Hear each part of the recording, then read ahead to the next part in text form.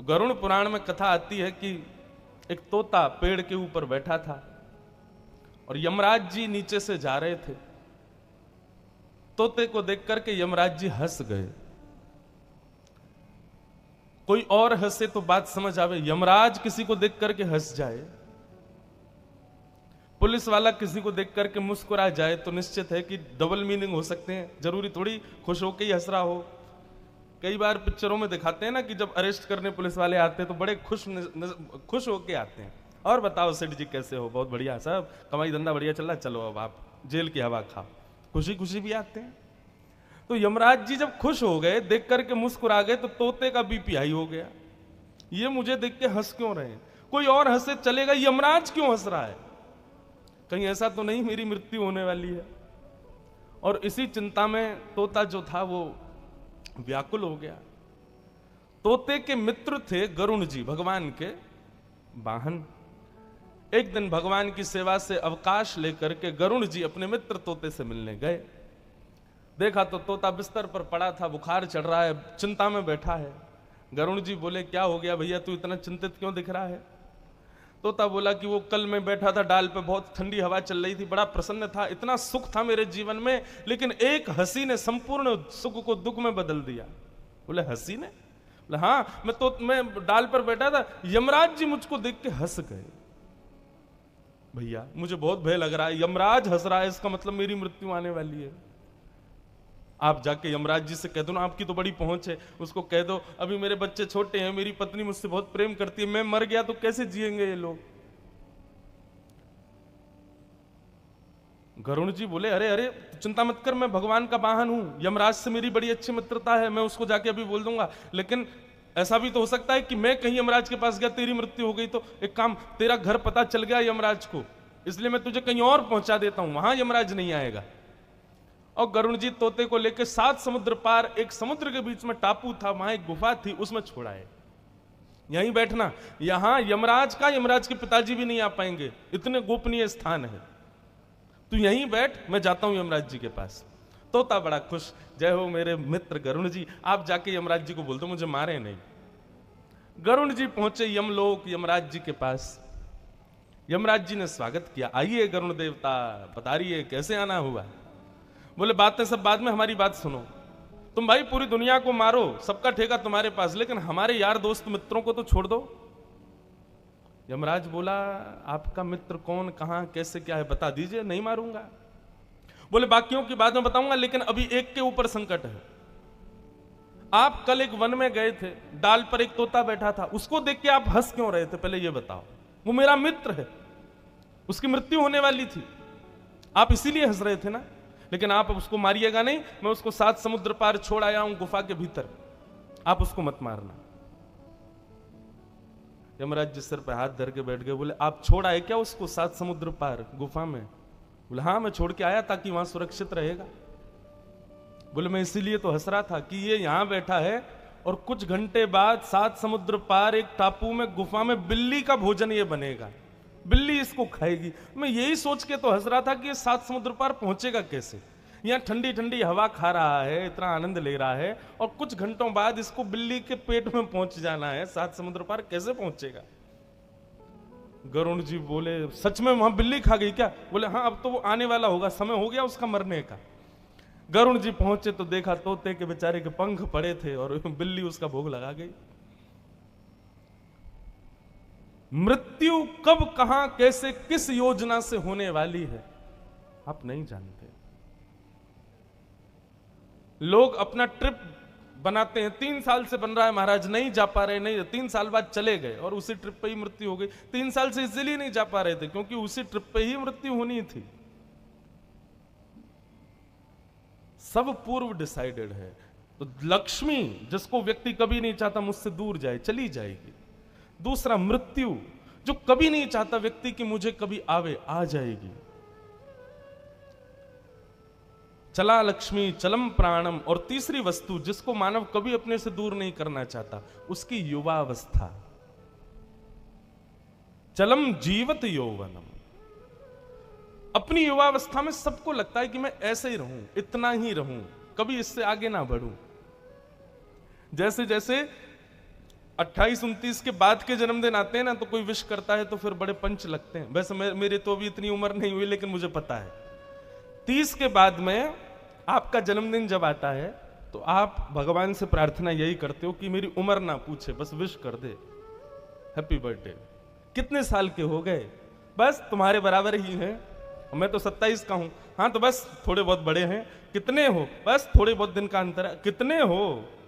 35 के हो गए, 40 के हो गए। जैसे जैसे दिन आगे बढ़ता है, हम युवावस्था को कभी छोड़ना नहीं चाहते, पर छूट जाएगी।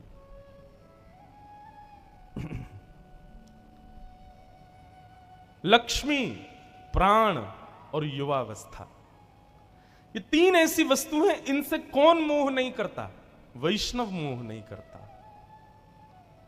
भगवत भक्त इन तीनों से मोह नहीं करता। ना उसको लक्ष्मी की चिंता है, ना उसको प्राणों की चिंता है, और ना ही उसको अपने लुक्स की, अपने यौवन की, अपनी युवावस्था की चिंता है। उसको केवल यह चिंता, समय कम है, ठाकुर जी मुझे प्राप्त हो जाए। अत्यंत संसारी व्यक्ति इन तीनों चीजों के लेश से भयभीत रहता होगा कि ये मुझसे दूर ना जाए।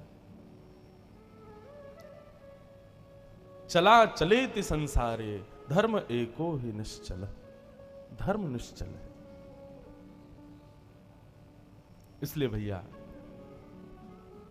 सजग रहो, लक्ष्मी के प्रति भयभीत मत रहो कि हमें छोड़ के चली जाएगी। वो है ही नहीं आपकी, ठाकुर जी की है। लक्ष्मी का विवाह भगवान श्री कृष्ण के साथ हुआ, रुक्मिणी के रूप में लक्ष्मी का वरण किया है भगवान श्री कृष्ण। तो ठाकुर जी का विवाह रुक्मिणी जी के साथ में सुसंपन्न हुआ।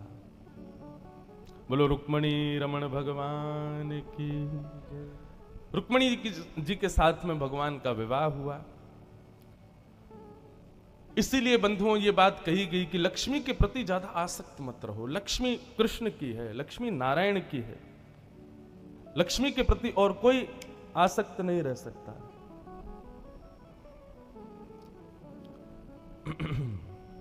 भगवान का विवाह रुक्मिणी जी के साथ में हुआ। एक सत्राजित नाम के यादव रहते हैं द्वारिका में। उनके पास एक मणि है जिसका नाम है सीमंतक मणि। सीमंतक मणि का बंधुओं प्रभाव ऐसा है कि वो हजारों किलो सोना रोज देती है। 6-7 घंटे सीमंतक मणि की पूजा करनी पड़ती है, उसके परिणाम स्वरूप वो हजारों किलो सोना देती है। सत्राजित यादव उसकी खूब भाव से पूजा करते, खूब प्रेम से उसको आराधन करते। भगवान को जब ये बात पता चली तो भगवान थोड़े सत्राजित के पास गए और जाके बोले, देखो हम तुम्हारी मणि लेना नहीं चाहते, पर हम एक बात कहना चाहते हैं। तुम अकेले व्यक्ति, 3-4 लोग घर में रहते हो, हजारों किलो सोने का क्या करोगे? ठाकुर जी मंद मंद मुस्काने लगे, बोले कि भाई देखो, द्वारिका पूरी मैंने बसाई, यहां जितने भी लोग रहते हैं सब हमारे नाम से ही खा पी रहे हैं, लेकिन इन लोगों को 1 सेकंड भी नहीं लगा मेरी निंदा करने में। इसका मतलब क्या है? संसार सदैव आपसे प्रेम करेगा, आपके प्रति सद्भाव रखेगा, आपके प्रति समर्पित रहेगा, ऐसा नहीं है। समुद्र मंथन जब किया गया तो अमृत निकला था, पर विष भी तो निकला था। ये पृथ्वी अमृत और विष दोनों को जन्म देती है। इसका मतलब आपके आगे पीछे अगल बगल पूरा परिवार जो बैठा है ना, ये सदैव आपको प्रेम ही देगा, ऐसा नहीं है। ये विष भी पिलाएगा और आपको पीना पड़ेगा।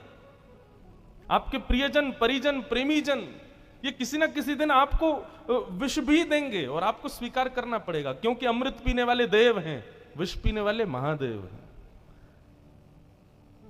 विष और अमृत क्या है संसार में? अमृत है सम्मान और विष है अपमान। अमृत तो सब पी लेते हैं, सब पचा लेते हैं, विष को पचा के दिखाओ तब महादेव कहलाओगे। अपमान को स्वीकार करो, अपमान से आपके ऊपर कोई प्रभाव ना पड़े, तब मानो कि आप वैष्णव हो, आप भक्त हो, आप भक्ति के पथगामी हो। ठाकुर जी मंद मुस्कुराने लगे, बोले वाह, द्वारिका हमारी, हमारे ही लोग, और हम पे ही निंदा, हमारी ही ईर्ष्या कर रहे हैं। हम पर ही कलंक लगा रहे हैं। लेकिन एक बात बताएं बंधु, बहुत सफाई देने वाला व्यक्ति कहीं ना कहीं चोर है। जो सत्य व्यक्ति होगा वो बहुत सफाई नहीं देगा अपनी अपनी क्रिया की, वो ज्यादातर मौन रहेगा। लेकिन जो व्यक्ति गलत है वो हर बात को क्लियर करने के लिए बहुत सफाइयां देगा। ठाकुर जी ने कोई सफाई नहीं दी। हम गलत हैं ही नहीं तो हम क्यों प्रस्तुत करें, सबसे जा जाके कहें कि भाई मैंने नहीं किया। लेकिन फिर भी ठाकुर जी ने मन में विचार किया, कोई बात नहीं, गोपनीय तरीके से मैं खोज तो करूं प्रसेन है कहां। भगवान अपनी सेना लेकर के निकले, तभी देखा कि जंगल में दूर द्वारिका से प्रसेन मरा पड़ा था। भगवान ने कहा देखो इसके आसपास मणि है क्या? मणि तो मिली नहीं, शेर के पंजों के निशान। भगवान बोले पीछे पीछे चलो। आगे देखा तो शेर भी मरा पड़ा था, मणि वहां भी नहीं, भालू के पैरों के निशान। उसके पीछे गए तो एक गुफा में वो जा रहे थे। भगवान ने सेना को बाहर रोक दिया, बोले मैं भीतर जाता हूं, 18 दिन में अगर वापस नहीं आऊं तो सब द्वारिका चले जाना। ठाकुर जी भीतर गए तो थोड़ी भीतर जाके देखा अद्भुत प्रकाश उस मणि का दिखाई दिया। ठाकुर जी को मणि मिल गई। भगवान ने मणि जैसे ही उठाई, भालू ने ठाकुर जी के ऊपर आक्रमण कर दिया। 4 दिन तक भगवान उसके साथ युद्ध करते रहे, 18 दिन तक युद्ध करते रहे।